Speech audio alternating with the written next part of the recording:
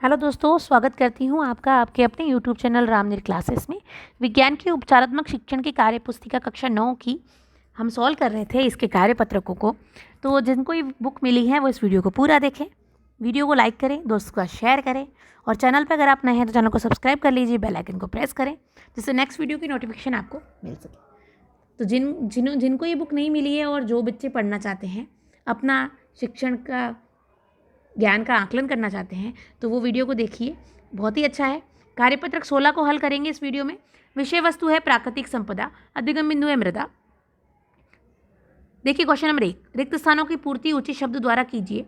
तो देखिए पहला है शैल कणों और ह्यूमस का मिश्रण मृदा कहलाता है, मृदा लिखना है।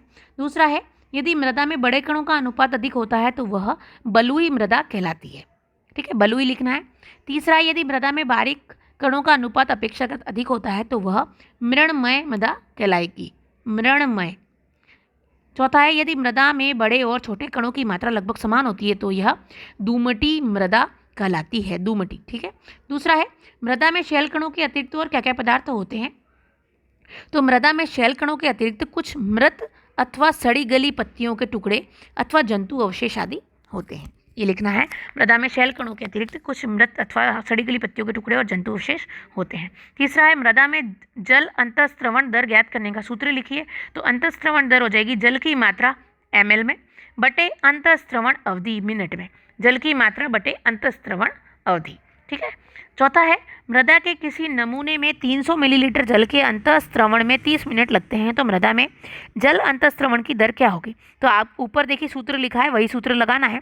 अंतःस्रवण दर हो जाएगा 300 ml बटे 30, ये मिनट है तो 300 बटे 30 करेंगे तो क्या आएगा 10 ml प्रति मिनट, 10 ml प्रति मिनट। पांचवा है मृदा परिच्छेदिका को प्रभावित करने वाले कारक कौन कौन से हैं।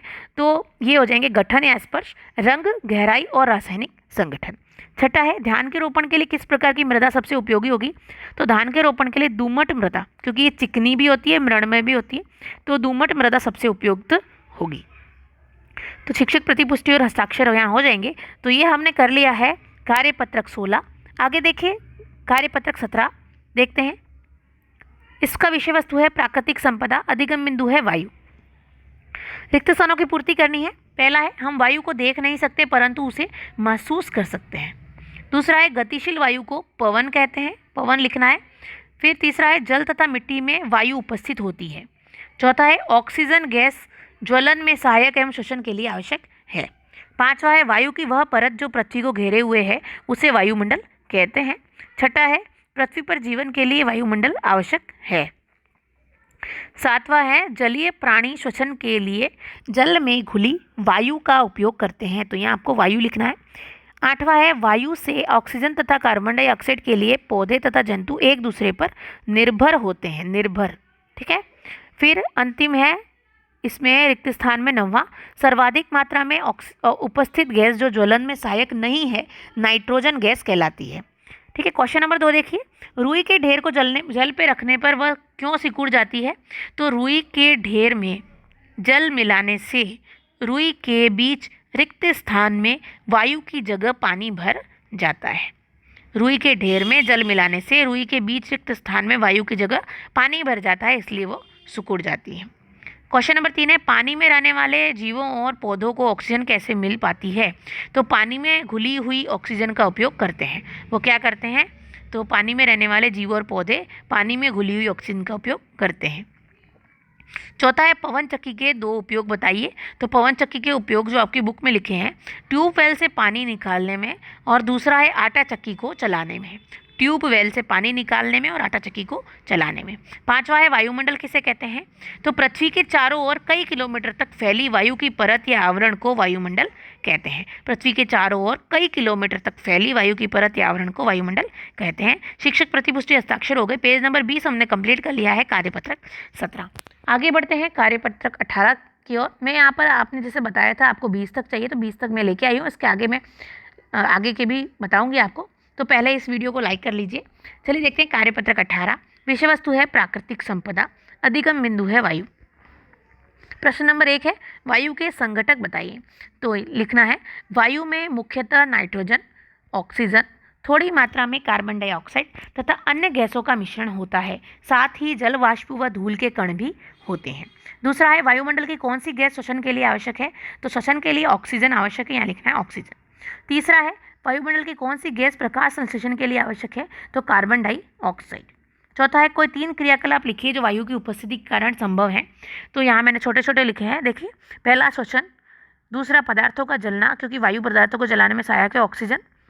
तीसरा है वायु नावों, ग्लाइडर, पैराशूट तथा हवाई जहाज को चलाने में सहायक है। ठीक है, नावों, ग्लाइडर, पैराशूट हवाई जहाज को चलाने में उपयोगी है। इसके अलावा आप लिख सकते हैं पवन चक्की चलाने में। ठीक है, और उसके अलावा आप लिख सकते हैं कि हवा के द्वारा ही पक्षी उड़ पाते हैं।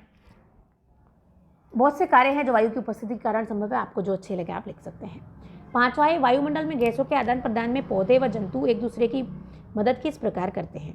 तो यहाँ लिखना है पौधे प्रकाश संश्लेषण के दौरान कार्बन डाइऑक्साइड लेते हैं और पौधे तथा जीव जंतु दोनों श्वसन क्रिया के दौरान ऑक्सीजन लेते हैं तथा CO2 छोड़ते हैं। CO2 यानी कार्बन डाइऑक्साइड है। पौधे प्रकाश संश्लेषण के दौरान कार्बन डाइऑक्साइड लेते हैं और पौधे और जंतु दोनों श्वसन क्रिया के दौरान ऑक्सीजन लेते हैं तथा कार्बन डाइऑक्साइड छोड़ते हैं। छठा है कारखानों में लंबी चिमनियाँ क्यों लगाई जाती हैं? तो इसका कारण लिखेंगे क्योंकि हानिकारक धुएं तथा गैसों को व्यक्तियों से दूर छोड़ा जा सके। सातवां है पवन चक्की के कोई 2 उपयोग लिखिए। तो पवन चक्की का उपयोग ट्यूबवेल से पानी निकालने में और आटा चक्की को चलाने में। तो ये प्रश्न रिपीट हुआ है, पिछली कार्यपत्रक में भी था, कोई बात नहीं। आगे देखिए शिक्षक प्रतिपुष्टि हस्ताक्षर हो जाएंगे। पेज नंबर 21 हमने कंप्लीट कर लिया है। आगे बढ़ते हैं कार्यपत्रक 19 की तरफ। कार्यपत्रक 19 की भी विषय वस्तु है प्राकृतिक संपदा, अधिगम बिंदु है वायु। अब देखिए निम्न कथन सारणी में वृत्ताकार ग्राफ के आधार पर निम्न प्रश्नों के उत्तर दीजिए। तो वायु गैसों का मिश्रण है जो रंगहीन, गंधहीन और स्वादहीन होती है। वायु में निम्न घटक निम्न अनुपात में पाए जाते हैं। तो देखिए वायु में क्या है, नाइट्रोजन है 78%, ऑक्सीजन है 21%, कार्बन डाइऑक्साइड है 0.03%, अन्य गैसें और घटक है 0.97%। अब देखिए ये ग्राफ, ये जो लिखा है उसी के आधार पर ये ग्राफ बना हुआ है। अब हम क्वेश्चन पे चलते हैं। क्वेश्चन नंबर 1 है प्रकृति में सबसे अधिक मात्रा में कौन सी गैस पाई जाती है? तो सबसे अधिक कौन सी गैस है? तो नाइट्रोजन है 78%। ठीक है, दूसरा है ऑक्सीजन गैस वायु में कितने % होती है? तो 21%। तीसरा है वायु में कार्बन डाइऑक्साइड की मात्रा कितनी है? तो 0.03%। चौथा है वायु में 0.97% में अधिकांश क्या क्या पाया जाता है? तो देखिए यहाँ लिखा हुआ है, आपको यहाँ पर लिखा हुआ है इसमें, तो आपको देखना है। तो कार्बन मोनोऑक्साइड, सल्फर डाइऑक्साइड, अक्रिय गैसें और धूल के कण आदि। इसमें जल वाष्प भी होती है। तो देखिए शिक्षक प्रतिपुष्टि हस्ताक्षर हो गए यहाँ पर। यह आपका कार्यपत्रक 19 भी कंप्लीट हो गया। अब देखिए कार्यपत्रक 20, इसकी विषय वस्तु है प्राकृतिक संपदा, अधिगम बिंदु है वायु। अब यहाँ पर गतिविधि दे रखी है, तो निम्न गतिविधि को ध्यान से कीजिए और दिए गए प्रश्नों के उत्तर प्रेक्षण के आधार पर दीजिए। एक बाल्टी लेकर उसे लगभग 3/4 भाग जग तक जल से भरिए। अब एक कांच की खाली बोतल पानी से भरी बाल्टी में उल्टा कीजिए। अब बोतल को बाहर निकालिए व पुनः बोतल को तिरछा करके पानी में डुबोने का प्रयास कीजिए। अभी प्रयोग करेंगे। देखिए क्वेश्चन नंबर 1 है शिक्षक की मदद से प्रेक्षणों के आधार पर उत्तर देने का प्रयास कीजिए। तो देखिए मैं आप शिक्षक ही हूँ, तो आप मेरे को ये उत्तर देख के लिख सकते हैं। क्वेश्चन नंबर 1 है जब बाल्टी में बोतल को उल्टा डुबोया गया तो बोतल में पानी प्रवेश नहीं कर पाया, क्यों? इसका उत्तर लिखेंगे जब बोतल उल्टी स्थिति में होती है पानी बोतल में प्रवेश नहीं करता, क्योंकि वायु के निकलने के लिए जगह नहीं होती। बिल्कुल सटीक उत्तर है। क्वेश्चन नंबर 2 है बोतल को पानी में तिरछा करके डुबोने पर आपने क्या देखा? तो क्या देखा है वो लिखना है। वायु बुलबुलों के रूप में बाहर आती है और वायु के निकलने से खाली हुए भाग में पानी भर जाता है। तीसरा है तिरछी बोतल डुबोने पर निकलने वाले बुलबुले क्या सिद्ध करते हैं? तो ये सिद्ध करते हैं वायु स्थान गिरती है। तो ये प्रयोग उसी का है, वायु स्थान गिरती है, तय लिखना है।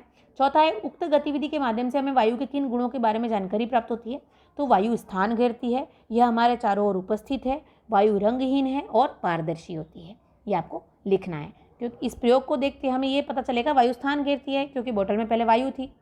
ठीक है, यह हमारे चारों ओर उपस्थित है, वायु रंगहीन है, इसका कोई रंग नहीं दिखा हमें। बोतल में वायु थी लेकिन उसका कोई रंग नहीं था, और ये पारदर्शी थी यानी कि हम बोतल के आर पार देख सकते थे जबकि उसमें वायु उपस्थित थी। तो शिक्षक प्रतिपुष्टि और हस्ताक्षर हो जाएंगे। यहाँ पर देखिए कार्यपत्रक हमने 20 भी पूरा कर लिया है। ठीक है, आगे 19 भी पूरा कर लिया है, 18 भी कंप्लीट है, 17 भी कंप्लीट है और 16 भी कंप्लीट है। और ये आपकी है उपचारात्मक शिक्षण की कार्यपुस्तिका। तो वीडियो पसंद आया है तो वीडियो को लाइक ज़रूर करें, दोस्तों के साथ शेयर करें। चैनल पे नए हैं तो चैनल को सब्सक्राइब करके बेल आइकन को प्रेस करें। मिलते हैं अगले वीडियो में, तब तक इजाज़त दीजिए। धन्यवाद।